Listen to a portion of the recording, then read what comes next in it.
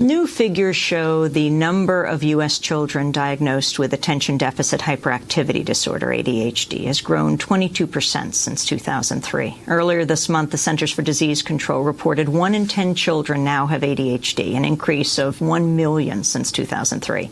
The spike in diagnoses of ADHD and other mental disorders has fueled an unprecedented reliance on pharmaceutical medications to treat children with long-term effects that remain unknown.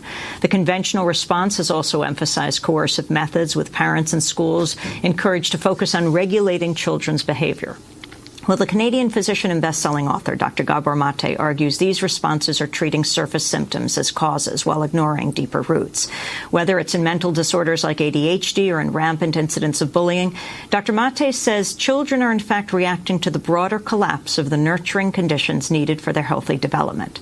Instead of focusing on regulating children's behavior, Dr. Maté argues we should look at how those nurturing conditions can be improved. Dr. Gabor Maté is the author of 4 books, including Scattered: How Attention Deficit Disorder Originates and What You Can Do About It. And with Dr. Gordon Neufeld, Hold On to Your Kids: Why Parents Need to Matter More Than Peers. Earlier this year, he appeared on Democracy Now! To discuss his work on drug addiction, as well as on the mind-body connection, the role of emotions and stresses in the development of chronic illnesses. Well, Dr. Maté recently returned to our studio to talk about ADHD, parenting, bullying, the education system, and how a litany of stresses on the family environment is impacting American children. In the United States right now, there are 3 million children receiving stimulant medications for ADHD. ADHD means? Attention Deficit Hyperactivity Disorder. And there are about 500,000 kids in this country receiving heavy-duty antipsychotic medications. Medications such as are usually given to adult schizophrenics to regulate their hallucinations.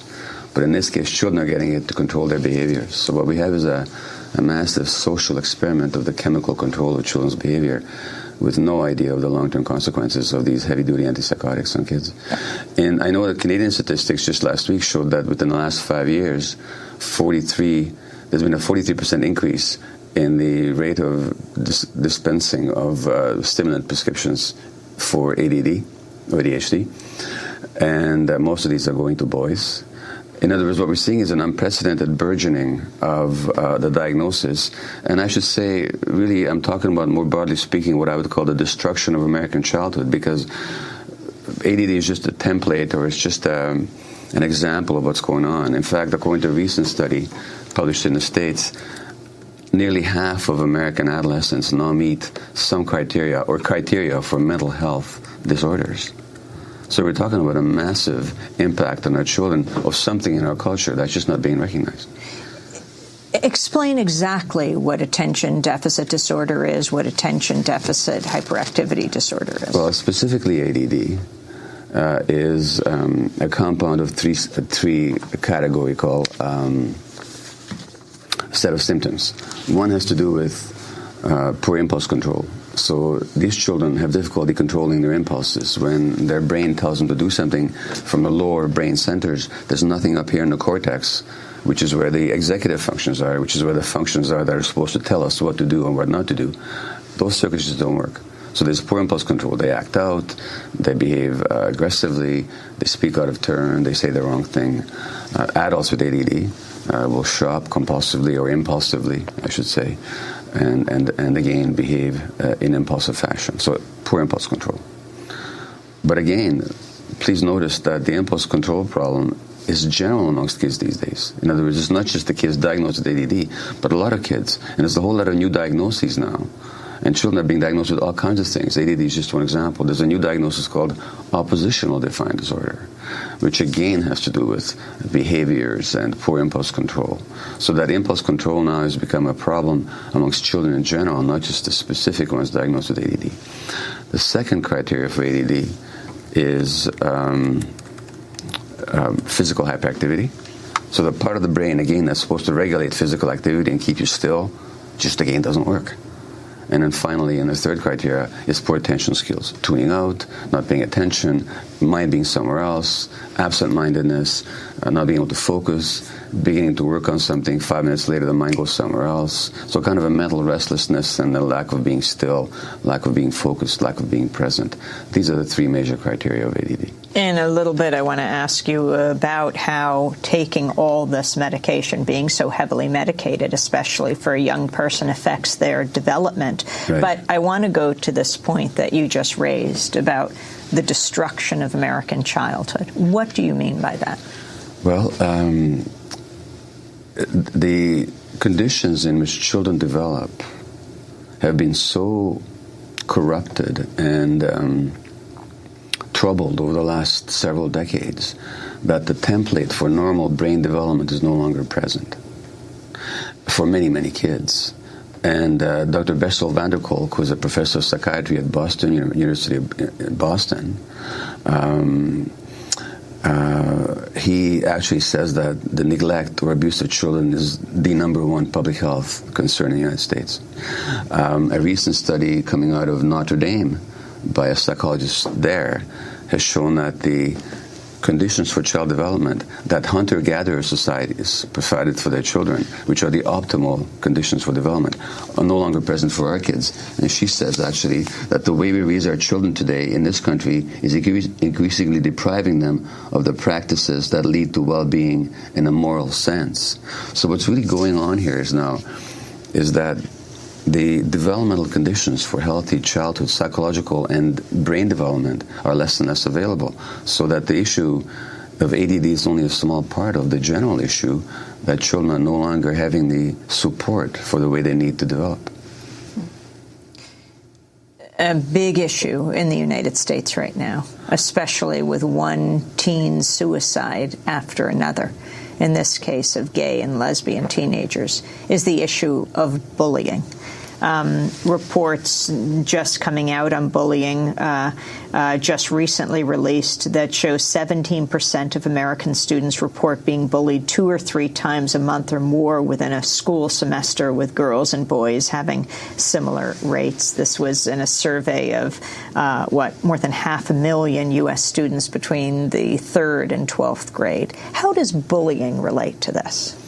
Well, you see, again, if you look at the school boards, and bullying has become a problem, there's hardly a school board in North America that doesn't have zero tolerance policies. Meaning, it's, these kids who bully are then, once identified as bullies, they're excluded and they're punished, which is a typical North American behavioral response. And again, what they're ignoring is the causes of the bullying problem. And if you look at, whether you look at aggression in kids or bullying kids amongst kids, or precocious sexuality or poor impulse control, or any of the issues that are plaguing parents and educators these days, what you're talking about again is the lack of healthy conditions for childhood development. The bully is just a kid who is emotionally very immature, has a desperate need to belong, and the way he attempts to do so is by exploiting somebody else's vulnerability. But these are not deliberate behaviors, so they don't call for punishments. What they call for is the understanding of where bullying arises out of, just as the general conditions for childhood development are lacking. And so the conditions for empathy and insight. You see, there's parts of the brain in the prefrontal cortex, right here in the front of the brain, whose job it is to regulate our social behaviors. They give us empathy, they give us insight, they give us attuned communication with other people, they give us a moral sense. Those are the very conditions that, according to this Boston study, this Notre Dame study, are now lacking. So a lot of kids are not growing up without empathy, without insight into others, without a sense of social responsibility. And bullying is just an example of that. And really what the fundamental thing that I want to get across here is that, as I made the point in my book about addiction as well, the human brain does not develop on its own, does not develop according to a genetic program, depends very much on the environment. And the essential condition for the physiological development of these brain circuits that regulate human behavior, that give us empathy, that give us a social sense, that give us connection with other people, that gives us a connection with ourselves, that allows us to mature. The essential condition for those circuits, for their physiological development, is the presence of emotionally available, consistently available, non-stressed, attuned parenting caregivers. Now, what do you have in a country where the average maternity leave is 6 weeks. These kids don't have emotional caregivers available to them. What do you have in a country where poor women, nearly 50% of them, suffer from postpartum depression? And when a woman has postpartum depression, she can't be attuned to the child. And what about fathers? Well, the situation with fathers is that, increasingly enough, there was a study recently that showed an increasing number of men are having postpartum depression as well. And the main role of the father, of course, would be to support the mother. But when people are emotionally, because the cause of postpartum depression in the mother is not intrinsic to the mother, what we have to understand here is that human beings are not discrete individual entities, contrary to the free enterprise myth, that people are competitive, individualistic, private entities. But people actually are social creatures, very much dependent on one another, and very much programmed to cooperate with one another when the circumstances are right. When that's not available, if the support is not available for women, that's when they get depressed. When the fathers are stressed, they're not supporting the women in that really important, crucial bonding role in the beginning. In fact, they get stressed and depressed themselves. The child's brain development depends on the presence of non-stressed, emotionally available parents. In this country, that's less and less available. Hence, you've got the burgeoning rates of autism in this country. It's going up like 20, 30-fold in the last 30, 40 years. Say what you mean by autism. Well, autism is a whole spectrum of disorders, but the essential quality of it is an emotional disconnect. These children live in a mind of their own. They don't respond appropriately to emotional cues. They withdraw. They act out in an aggressive and sometimes just unpredictable fashion. They don't know how to. There's no clear sense of emotional connection and just peace inside them. And there's many more kids in this country now. Several-fold increase. 20-fold increase in the last 30 years. The rates of anxiety amongst children is increasing. The numbers of kids on antidepressant medications has increased tremendously. The number of kids being diagnosed with bipolar disorder has gone up. And then not to mention all the behavioral issues, the bullying that I already mentioned, the precocious sexuality, the teenage pregnancies. There's now a program, a so-called reality show, that just focuses on teenage mothers. You know, in other words, see, it never used to be that children grew up in a stressed nuclear family. That wasn't the normal basis for child development. The normal basis for child development has always been the clan, the tribe, the community, the neighborhood, the extended family. Essentially, post-industrial capitalism has completely destroyed those conditions. People no longer live in communities which are still connected to one another. People don't work where they live. They don't shop where they live. The kids don't go to school necessarily where they live. The parents are away most of the day. For the first time in history, children are not spending most of their time around the nurturing adults in their lives. And they're spending lives away from the nurturing adults, which is what they need for healthy brain development. Canadian physician, best-selling author, Dr. Gabor Maté. If you'd like a copy of today's show, you can go to our website at democracynow.org. He's the author of, among other books, Scattered. We'll be back in a minute.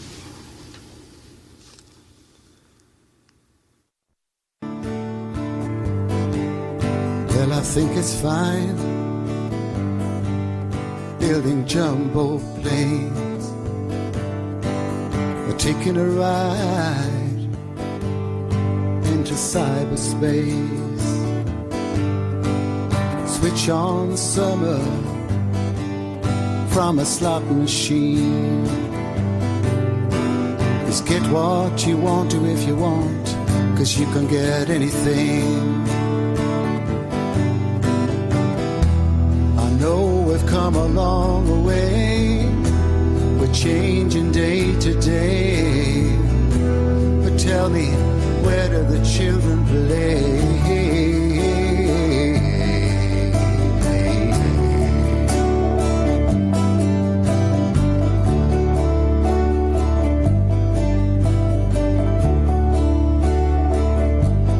Where Did the Children Play by Yusuf Islam. This is Democracy Now!, democracynow.org, The War and Peace Report. I'm Amy Goodman. As we return to our conversation with Canadian physician and author Dr. Gabor Maté. His 4 books include Scattered, How Attention Deficit Disorder Originates and What You Can Do About It, and Hold On to Your Kids, Why Parents Need to Matter More Than Peers. Talk about how the drugs, Gabor Maté, affect the development of the brain when kids are saturated with these drugs to sit still in school so that they're not fidgeting at their desk. They can't focus on reading or on the teacher, or they're just plain old disruptive.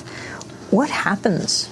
Well, there's a number of issues here. How the stimulant drugs work is that in ADD, there's an essential brain chemical which is necessary for incentive and motivation that seems to be lacking. That's called dopamine. And dopamine is simply an essential life chemical. Without it, there's no life. Mice in a laboratory who have no dopamine will starve themselves to death because they have no incentive to eat. Even though they're hungry and even though their life is in danger, they will not eat because there's no motivation or incentive. So partly, one way to look at ADD is a massive problem of motivation because the dopamine is lacking in the brain. Now, the stimulant medications elevate dopamine levels, and these kids are now more motivated. They can focus and pay attention. However, the assumption underneath giving these kids medications is that what we're dealing with here is a genetic disorder, and the only way to deal with it is pharmacologically. And if you actually look at how the dopamine levels in the brain develop, if you look at infant monkeys and you measure their dopamine levels and they're normal when they're with their mothers, and when you separate them from mothers, the dopamine levels go down within 2 or 3 days. So in other words, what we're doing is we're correcting a massive social problem that has to do with disconnection in a society and the loss of nurturing, non-stress parenting, and we're replacing that chemically. Now, the stimulant drugs do seem to work, and a lot of kids are helped by it.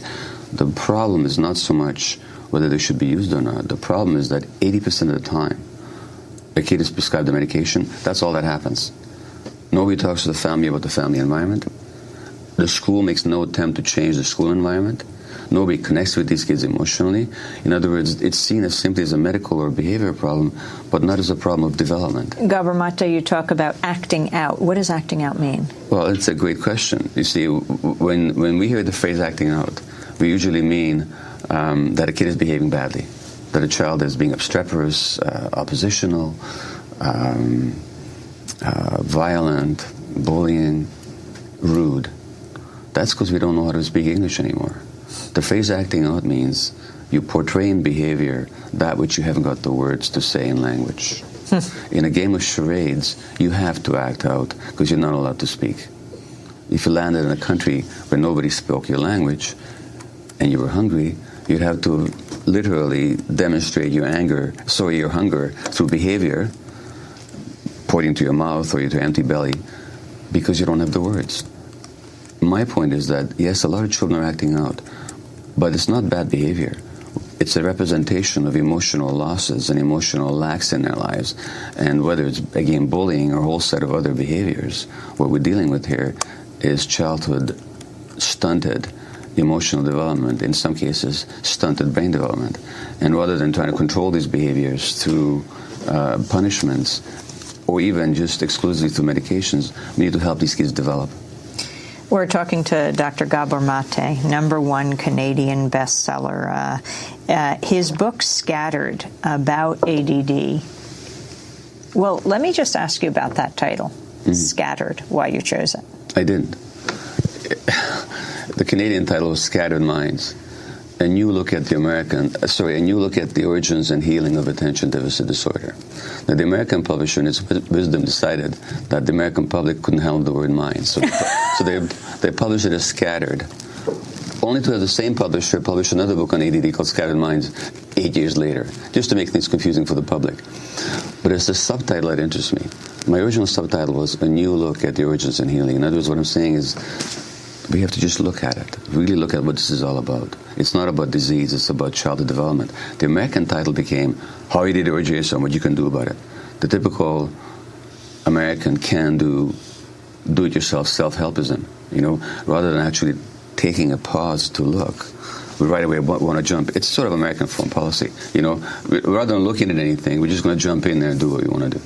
You mentioned you suffered from ADD, attention deficit disorder, yourself, and were drugged for it. Explain your own story. Well, I was in my early 50s, and I was working in palliative care at the time. I was coordinator of a palliative care unit at a large Canadian hospital. And the social worker in the unit, who'd just been diagnosed as an adult, told me about her story. Just been diagnosed as an addict? An adult. An adult? Yeah, this social worker was diagnosed at age 38. Oh, as an adult, suffered ADD. And as a physician, I was like most physicians who know nothing about ADD. Most physicians really don't know about the condition. But when she told me her story, I realized that was me. And subsequently, I was diagnosed. And what was that story? What did you realize was you? Poor impulse control a lot of my life, impulsive behaviors, disorganization, a tendency to tune out a lot, be absent-minded, physical restlessness. I mean, I had trouble sitting still. All the traits, that I saw in the literature on ADD, I recognized in myself, which is kind of an epiphany in a sense, because you get to understand, at least you get a sense of why you're behaving the way you're behaving. What never made sense to me right from the beginning, though, is the idea of ADD as a genetic disease. And not even after a couple of my kids were diagnosed with it, I still didn't buy the idea that it's genetic, because it isn't. Again, it has to do with, in my case, very stressed circumstances as an infant, which I talked about on a previous program. In the case of my children, it's because their father was a workaholic doctor who wasn't emotionally available to them. And under those circumstances, children are stressed. I mean, children are stressed when their brains are developing. One way to deal with the stress is to tune out. You mentioned you described this in a previous interview, but describe it now. Describe your youth. So I was a baby in Budapest, Hungary in 1944, born in January, 2 months before the Germans occupied Hungary. Jewish parents. My father was away in forced labor. My grandparents were killed in Auschwitz. My mother was a very stressed and depressed woman who could barely assure my own survival. And at a certain point, I was separated from her for a number of weeks, at 11 months of age.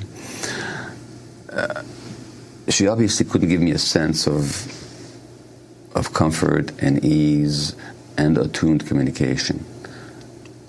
Her life itself was in danger, and mine. And so her focus was simply on survival. Under circumstances like that, the child's brain just doesn't get the kind of emotional input that the circuits need for their healthy development. But it doesn't have to be as dramatic as that, you see.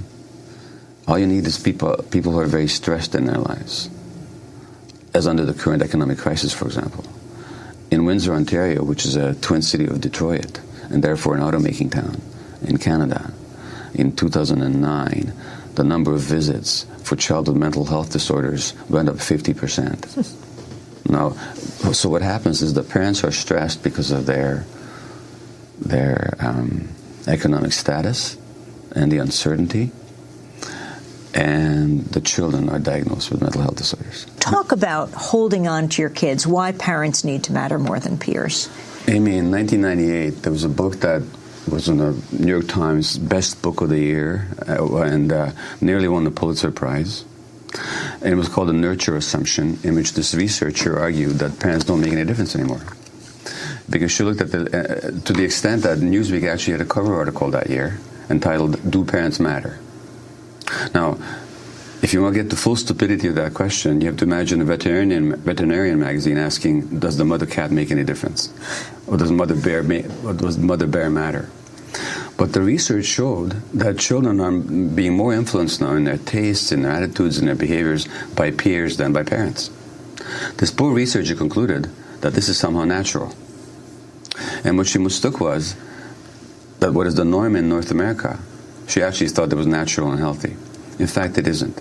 So our book, Hold On to Your Kids, Why Parents Need to Matter More Than Peers, is about showing why it is true that children are being more influenced by the kids these days than by their parents, but just what an aberration that is and what a distortion it is of normal human development.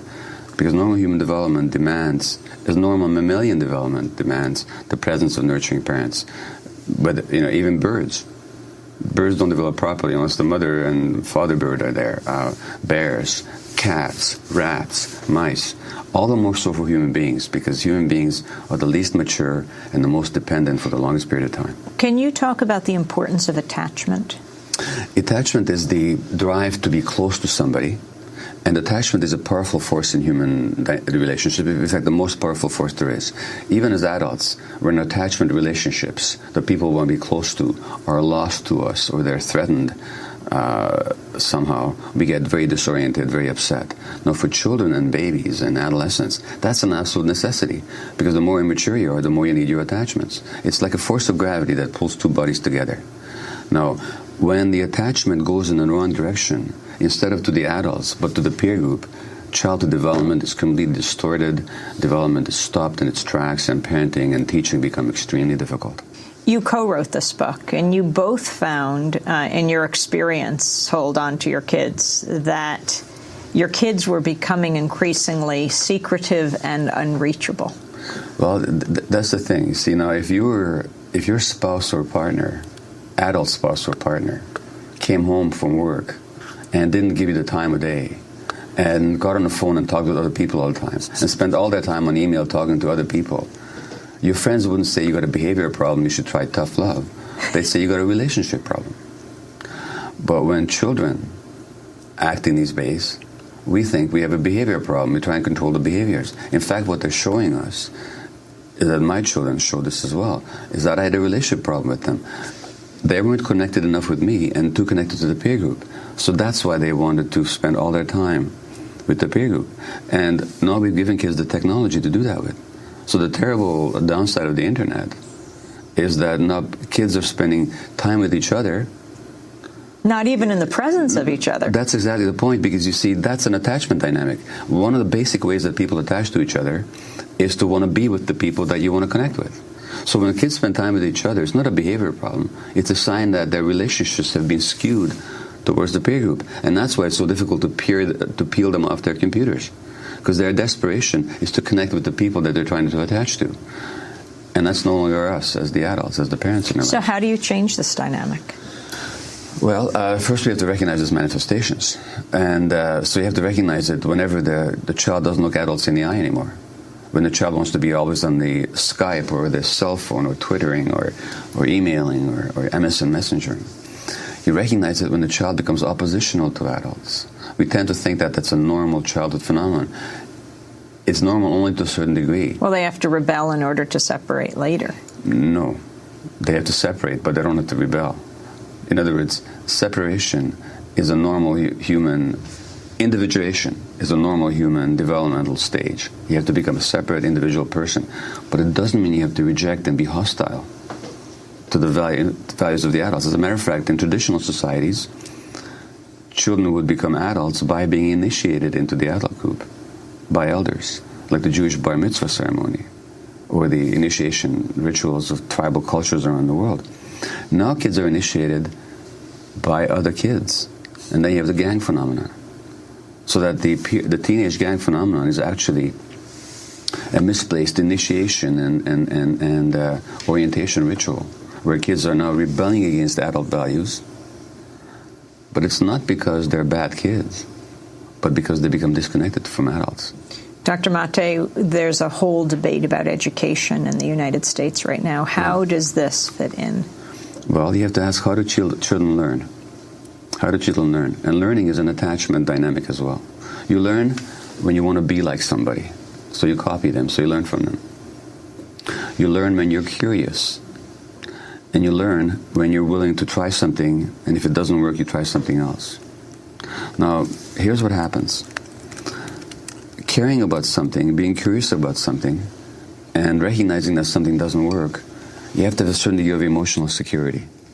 You have to be able to be open and vulnerable. Children who become peer-oriented, because the peer world is so dangerous and so fraught with bullying and ostracization and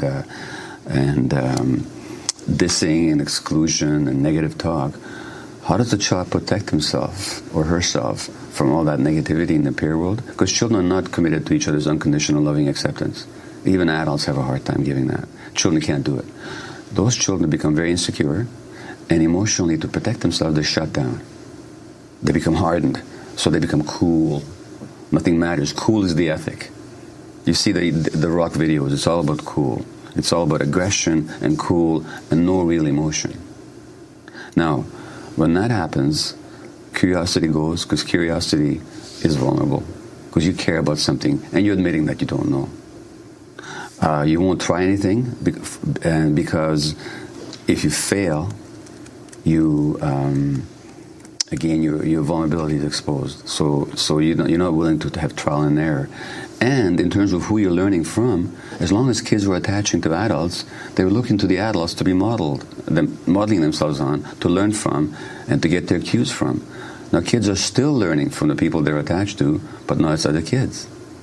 So you have whole generations of kids that are looking to other kids now to be their main caregivers. So teachers have an almost impossible problem on their hands.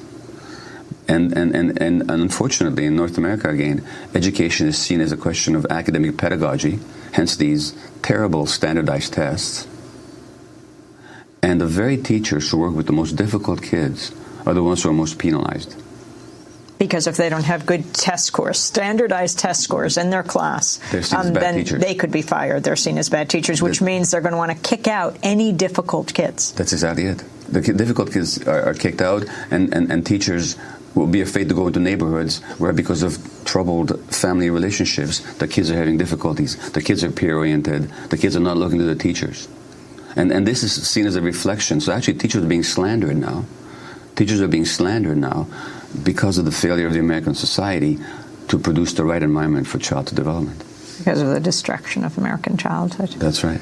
You write in your book about the phenomenon of peer orientation and the legacy of it, why we must hold on. Yeah. So we only have a few minutes right now, but can you talk about both, especially how parents break this cycle? And not only parents, but elders in the community. Well, first of all, what the problem reflects is the loss of the community and the neighborhood. We have to recreate that. So the schools have to become not just places of pedagogy, but places of emotional connection. The teachers should be in the emotional connection game before they attempt to be in the pedagogy game. Kindergartens. Studies in the States have shown that children in kindergartens have higher stress hormone levels than those kids at home, except in those daycares where there's a decent adult-to-child relationship. Parents should not encourage sleepovers and play dates all the time. Kids have already spent all their time with each other throughout the whole week in the absence of the parents, because both the parents have to work, especially in this economy. But isn't it good, isn't it different when the kids are at home so that the parents are there, they can see the friends, they can interact with the friends? Yeah, there's nothing wrong with kids having friends. It's a question of, do they do it under parental leadership or do they do it in separation from the parents? Then we have to learn how to teach kids discipline without punishing them, because punishment drives the kid further away from the parent. So that in North America, the whole way we raised kids, the context is wrong and the methods that people are taught are wrong. And then no wonder then that we're having such a huge problem with our children and adolescents. Canadian physician Dr. Gabor Maté, author of 4 books, including Scattered, How Attention Deficit Disorder Originates and What You Can Do About It, and with Dr. Gordon Neufeld, Hold On to Your Kids, Why Parents Need to Matter More Than Peers.